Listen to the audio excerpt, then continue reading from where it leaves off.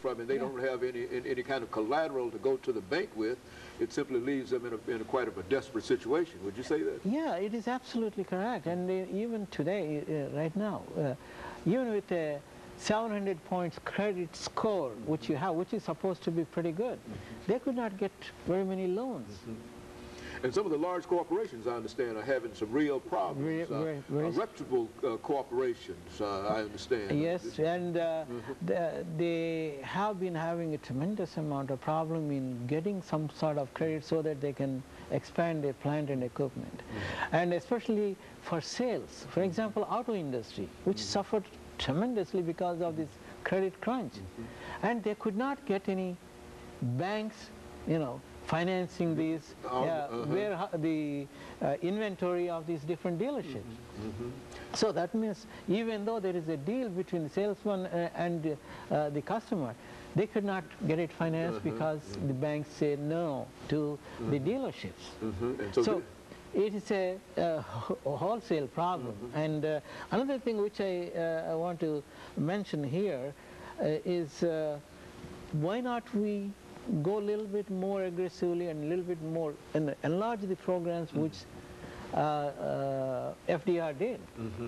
And if it is not for FDR, the country would be, I don't know where it would. And so essentially what you believe we have to do is to build on the New Deal, you see, and not to come up with something that is different, but to simply expand what has happened. It's a lot more than the New Deal of FDR. And so a lot more credit should be available, a lot more. And you should not, see, unfortunate thing in the early period was even the inflation. The prices have gone up, because number of these major manufacturing industries in this country are oligopolies. That means only few companies control the major share of the industries. So that means they are not going down in prices even though there isn't enough demand for their products.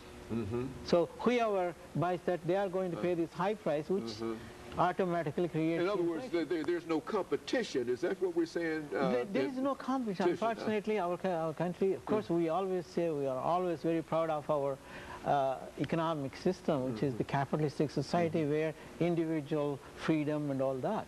But the thing is, at the same time, when these few companies are manipulating or holding the price lines a lot higher than what the people can afford to pay, which causes enormous amount of inflation. They cannot have other things, because of the prices increase.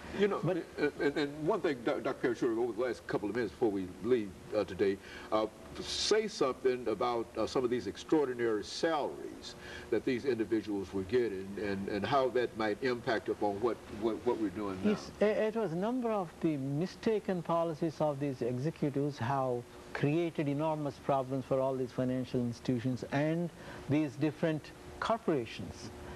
And here they also have golden parachutes, as we call them, where number of these executives, senior executives, were getting enormous amount of bonuses and big packages for their retirement. And I remember one top executive, without naming, he is going to get about $63.5 million for that company which is failing pretty miserably. And it's not just one company. Look at all these different institutions. And every one of them had a nice golden parachute packages which would take away the investors' money, basically.